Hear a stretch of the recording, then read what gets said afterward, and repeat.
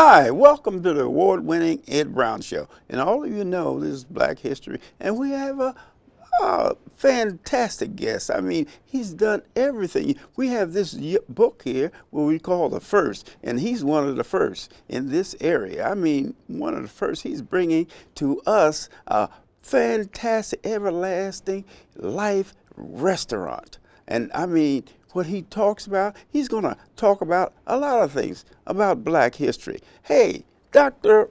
Farouk, welcome to the Ed Brown Show. Thank you very much, Brother Ed. I mean, I didn't plan this, but it really falls right into the agenda. Give us your idea about Black History Month. We discussed it off camera. Sure. Well, I think one of the big deals here is that we are very quickly becoming history. And if we don't make change, significant change throughout our whole lives, I mean, not only just what we eat, but how we relate to one another and just how we engage life as a whole, if we don't begin to make some significant changes in our life, we're going to find that we will become history. We won't be talking about people of color, Black people, African American people into the future like we have all of those that we find in a book like this, all of the great accomplishments, because again of our lifestyle. And we need to check ourselves, you know, and put ourselves back on a proper path to maintaining and growing our race family and growing our capabilities and our advancements on the planet, because we have great contributions that we've made and we should continue making those great contributions. Well, tell us about this Everlasting Life restaurant. How did you get involved with that? Well, where it's located? Sure, absolutely. Well, it was back, I guess, 1995 is when I first realized that we needed to start producing food that is being served in our community. So many of the people that were serving us food didn't live in our communities. They were not even in our state. The food is being produced outside of our state. And no one had necessarily a vested interest in the health and well-being of the community. And you could tell because you could see people were getting overweight, people were coming down with diseases, health challenges. And then we see really strange things happening in our community, like dialysis clinics are now like 7-Elevens. They're like everywhere. You see them everywhere. Yes. That's not progress. That's as a result, that's a sign or an indication of something that we're doing is wrong. It isn't that God all of a sudden forgot how to make good kidneys. It's because something that we're doing is wrong, and a large part, you know, of what we're doing that is wrong has to do with what we are consuming. We have to change what we're consuming. So Everlasting Life was established in my garage back in 1995 with that premise in mind, that we would provide a viable food source to our community, and a community that at the time I thought was disserved and underserved. So here it is in Prince George's County. We're around 18 other restaurants. None of them are healthy food restaurants. That's right. And when you know that there's one that identifies itself as healthy, then it's clear that the others, you know, are not, that's not their motivation. That's not their charge. That's not their mission to provide healthy food. So Everlasting Life has been here in Prince George's County for the last 13 years. And the goal has been to, again, provide that healthy food alternative. And it's located? We're located at 9185 Central Avenue. And that's right at the Beltway, exit 15B. Tell us about this. Now, Doctor, you were in the Washington Post. Tell us, what was that about? Well, I go around Prince George's County in particular with my food truck. And we expose people. You have a food truck too? We have several of them. Oh, good. Tell us about it. Yeah, so we go around in the community and we expose people to healthy food who otherwise wouldn't get that opportunity. And we share it with them for free. And as a matter of fact, this year we're looking to get a grant so that we can do more of that work. Oh, wonderful. Being able to take food into the community and expose people to healthy food. Let them see that healthy food can taste good and healthy food is right in their neighborhood. They can just come right over and check us out. That's the key. Yes. You know, having something available, you know. Yes. That's where that word fast food comes. Right. Well, another word that is pretty common now is food desert. So these food deserts are in our community, and if you have a food desert in a community, that means that community is going to be challenged nutritionally.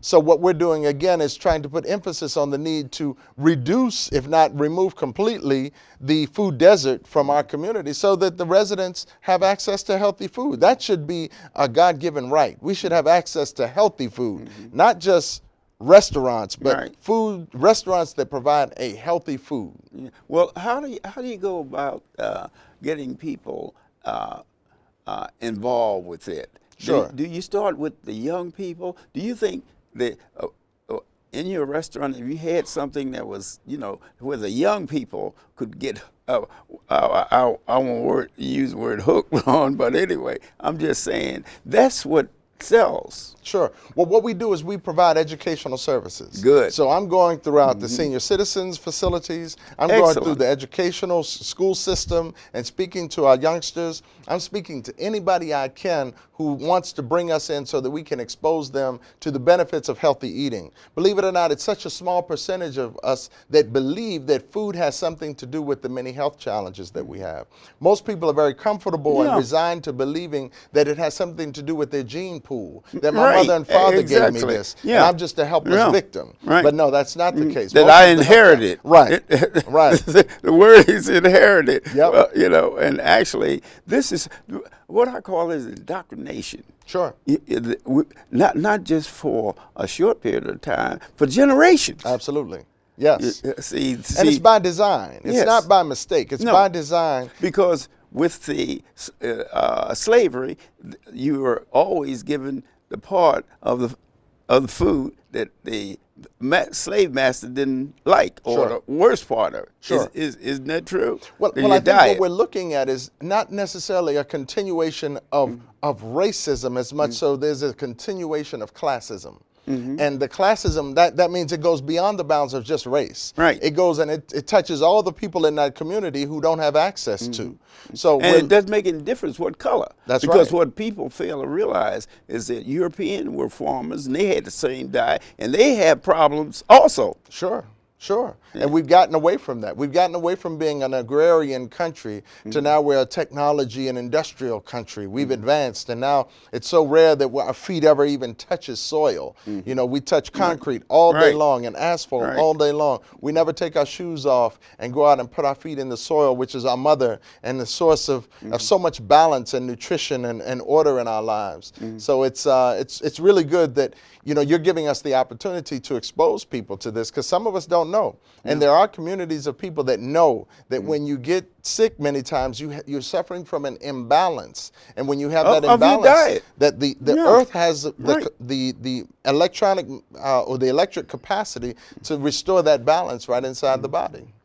So individuals that if they want to get involved with your restaurant, they want to start, develop a group that are depending on your restaurant and restaurant like yours to help them, to guide them. See, it just like you said, it should be just like a course.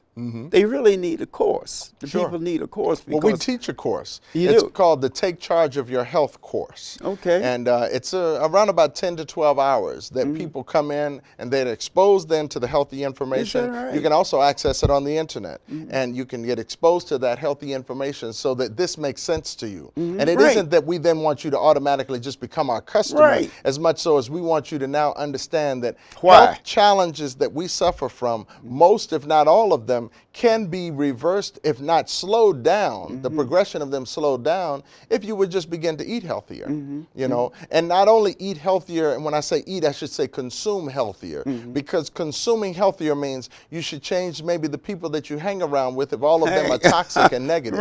You should change the food that you're eating if it's toxic and negative. You should change the TV programs, you should change the radio station if it's toxic and negative, because all that goes into you, and it's energy. And that energy is what either fuels the body or what causes the body to stall and have issues.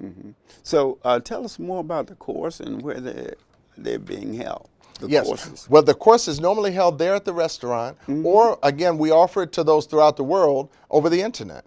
So it's you have it. You can take a course in your bedroom. You can take the course in your living room, or as it has been the case, there are groups that have come in churches in Detroit, Michigan. There's a church in Detroit, Michigan, who took the course, and their congregation took the course. Is that right? Yeah. Yeah. Yeah. That sounds good. As far as now, how do you spread this throughout the United States now? How do you go? How do you think you? What kind of problems do you think you're going to have? Going from I don't city think they're to city? problems. I think they're challenges, and I think the way that we spread it is on the Ed Brown Show. We come on your show, and we now reach millions of people. Right. And we come on someone else's show, and we now reach millions of people. And you may know that I was on the Michael Baisden radio show when he was on, and I was reaching millions of people with this health information. Then you were in Washington Post. You were dealing with it there. Absolutely. There too, see? So we have to now get out through the mediums that are reaching the people. We have to go and get on those mediums and give them this information so that it can be disseminated, because a lot of people just don't know. Yeah, they don't that's know. true. There's so many people that come Right. to me and they say, I've got diabetes, and my Right. first question is, what's diabetes? And they say, well, I don't know, but I got it. I said, well, I See, think I you need to go back inherited it. home. Yeah. You need to go back home and look in the dictionary and find out what diabetes is before we go talking about what you need to do to either better manage it or overcome it. So that's the kind of work that we do. But it's a great service to Prince George's County and our region, and it's a great service And needed. Yes, It's not just Prince George's County. It's needed everywhere. Absolutely. And really, it's needed everywhere because we've been indoctrinated. We have been indoctrinated, by the media. Well, the idea is, I believe, if you can make the people maybe not as intelligent, and there's a phrase, they call it dumbing down. If you can dumb the people down and you can make them feel less about themselves as far as their self-esteem goes, then it's very easy to control them. So you can control their buying habits. You can control what their health results are going to be. You can control so much of them when you are in that position of dumbing them down, controlling the media, controlling the education, controlling what's going into their mind. Now you set yourself up a platform for you to grow your enterprise. If you're one of those unscrupulous enterprisers who are out there just trying to take advantage of people and get their resources so that you can grow yours without any concern for the end user. Give us an example of plant diet. A plant diet. Diet, yes. Well, it's easy. People talk about diets. Yeah. And you're involved in basically, what is a plant diet? A plant-based diet would be a diet that, of course, consists of nothing but food that grows out of the ground.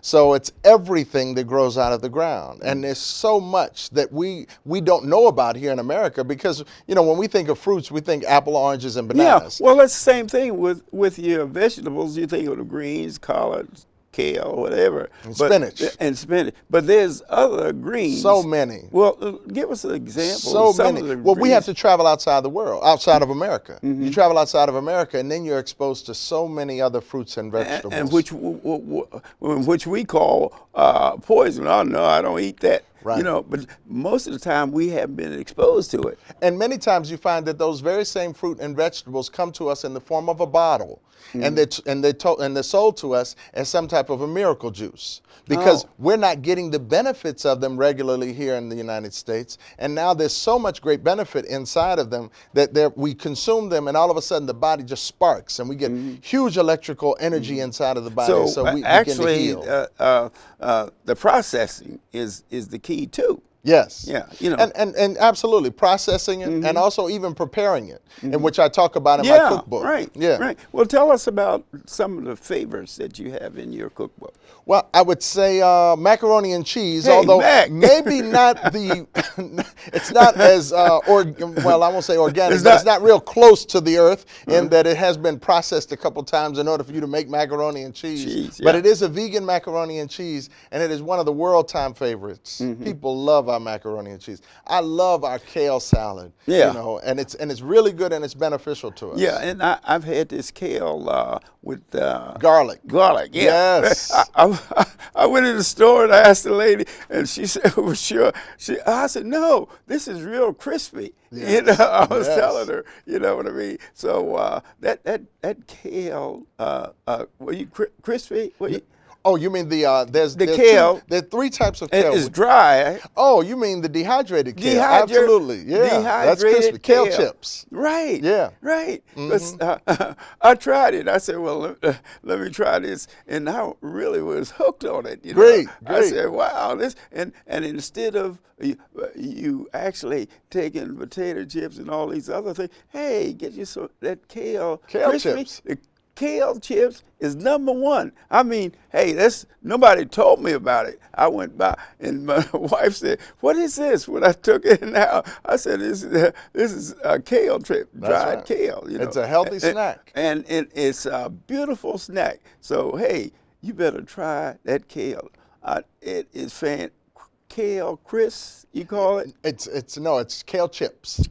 Kale chips, Yes. just like potato. These are kale chips. If you ever tasted kale chips, I mean, it helps you because it's in your mind that, hey, this is going to help me. Yeah. You know, instead of the potato chips that you take, you know, you also know the potato chips are going to hurt you. Yes. Eventually. Yes. Yeah, you see. Well, tell us some more about foods like this kale. Sure. Chips. Well, food is supposed to give you health and wellness. It's supposed to provide the nutrient that we need in order to maintain life inside of the body. And too many of us now are making wrong choices in that we're consuming foods that taste good and not giving any consideration to the negative impact that it would have on our health. So it's an exciting business. It's a business on a mission. You know, we're here as more of a community service, I'd like to think at times, because we're really working very aggressively at exposing people to how they can benefit from nutrition, proper nutrition, and nutritionally dense foods. Okay, well, tell me something about what about youngsters, babies coming into the world, diets of pregnant women? Sure. Okay. There's no diet that I have found to be healthier than an all vegan healthy diet. And I have to add healthy because you can be vegan and still eat unhealthy. Tell like us you said, about potato that. chips. Yeah. You know, but so we're talking about eating a all vegan healthy diet. And a better word to use is probably plant-based because vegan has been Plant-based. politicized Okay. a lot. So a plant-based healthy diet is probably the best source of nutrition for anybody, whether it be a baby or a pregnant mother or just, again, a youngster in his teens or a middle-aged individual. The healthiest diet that we have found, no matter what your health challenges are, is a plant-based diet. You will begin to reverse your obesity. You'll begin to reverse the nutritional imbalances inside of the body. You'll begin to remove the toxicity. You'll eliminate that right out of the body. People say, well, I want to go on a diet so I can clean out my system. Yeah. No, if you just eat healthy, that diet in and of itself, eating that way you don't have will to cause you to clean those toxins right out of your body. You don't have to go on a special binge diet. It's not necessary. Right, and that's what some people, they call it cleansing. Sure. Sure. You familiar with that? Oh, yeah. They say, I'm on a cleansing. Yeah. I mean, when they say cleansing, basically they're saying no meat. Is that right? Well, they're saying no unhealthy food, which No happens to unhealthy. include, in my opinion, which happens to include meat. Right. Yeah. Right. And we talk about that also in my book, The Keys to Mastering Nature's First Law, that we have to now get back to understanding nature's first law, which is self-preservation. And you go back into that and you realize that the blueprint for how we can maintain health and wellness was already written for us, you know, but it's the modernization, the industrialization of the planet that we live on, the fact that we have to live life so much faster now. Well, what happens with that, being a chemist, what happens with that is that your manufacturers are making their product so they can make more money. Because if they put preservatives in there and they process it, then it lasts long on the shelf. Sure. Well, there are two thoughts on that. They're making it so that it can last longer, but they're also making you become dependent. Oh. And they're dependent on the front end and the back end. You become addicted to the food items on the front end because they're putting addictive chemicals in them to make you want to have it back over and over again. But on the back end, they're tied in with the pharmaceutical drug dealers because the pharmaceutical drug dealers now benefit from the years and years and years of you you over consuming that which is unhealthy for you, and you get sick, and now you're dependent upon them. So it's a really challenging situation to articulate in the world that we're in today, because you have to accept that somebody's really not looking out for my best interest. And when you come to that conclusion, then you can begin to build on, well, this, I need to eliminate this, and now I understand why. Not only because it's not healthy for me, but because the very institution that is providing this to my community does not have our community's best interest at heart. Well, what do you think of the government? They have Food and Drug, and they have these different agencies that they're supposed to be, you know, they guard the health of the people. It's pretty well documented that the Food and Drug Administration is a puppet of the pharmaceutical, drug, and food industry. And that what is happening is the major players in the food industry, the senior vice presidents and the presidents of those organizations, eventually start working for the FDA. So they have this great relationship, so they're able to lobby for their previous employers. And then the interesting thing is, it's like a revolving door. They go to the FDA, then they go back to the food industry.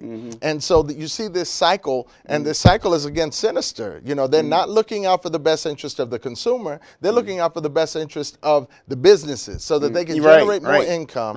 And again, so that they control, they can control absolutely that kind of money, and they can control the end user, and the end user is us. So people can predict that we're going to have more dialysis. That's why they're building more dialysis clinics. That we're going to have more kidney failure, rather. So they're building more of those clinics because they know they're eating this food, and they want us to keep eating the food. Otherwise, it's a bad business decision to open up a dialysis clinic. Well, the road that the president's wife has taken, Michelle Obama, she is trying to change the diet of individuals by developing a plant garden in the White House. Absolutely. Now, what do you think of that? Oh, I think that's the way that we have to go. That's where we came from. When you were a child, you went in the backyard and you picked what you were going to eat that day. Grandma told us what to go out there and get. We came inside, we washed it, she prepared it, that's what we ate. We ate food literally minutes after it was taken from the ground. Now food that we're eating today might be hours, might be weeks, if not months from coming out of the ground. And I think her mission is in alignment with what it is that we're doing as we even expand. I talked to you earlier about the fact that we're in Capitol Heights now, and we're actually expanding to Tacoma Park, Washington, D.C. No kidding. Yes, indeed. Oh, congratulations. Thank you. Yeah, because we need more of that in the neighborhoods. We have all of these fast food restaurants, which are killing our future. The young people are really hooked on the fast food. I put it this way sometimes in my lectures. I say, you know, what you need, or I have what you need, but you know what? You don't want it. You know, many people just don't want it because they don't want the responsibility that comes with, now I know I've got to eat healthy, I've got to make better choices, I've got to put more money in my diet than I do my cell phone plan and my cable bill plan and my nails and my hair and my car and my rims and so on and so forth. I got to put more money into what goes inside of me. And the reality is, if we don't, going back to what we said earlier about Black history, we're going to keep dying faster than any other race family on the planet. We're going to become history. So that's the thing, that the problem that we will really have is peer pressure. Most people, when you think of diet or you try to eat the right thing, they criticize you. Sure. Well, that's why one of the first things that I say to people is, if you want to change your diet, first thing you want to do is change your friends. And the number one health challenge that I think we are suffering from, and most people don't get it, but the number one health challenge that we are suffering from is low self-esteem. If you could overcome low self-esteem, then there's so many things that don't even qualify as food. There's so many people that don't qualify to hang around you. There's so many television programs and radio programs that don't qualify to enter into this brain, because you look at yourself as being, oh no, I'm not even on that level to absorb that kind of energy. I don't want that negative energy in my space. And that's what we have to work on. We have to work on, you know, elevating ourselves back to a higher level. And that's one of the things that I tell a wife or a husband who wants to encourage their mate.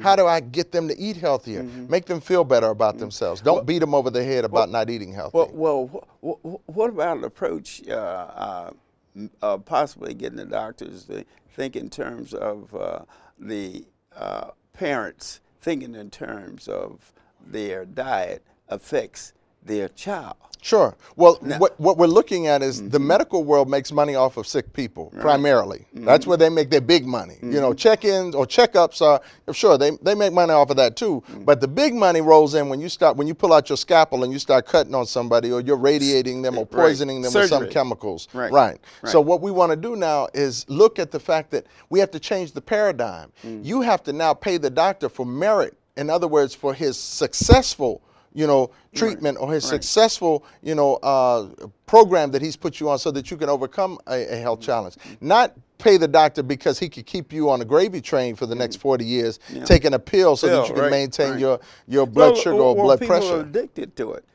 They talk about drugs, but the medicine, people don't understand, medicine that you have to take is a drug. Yes.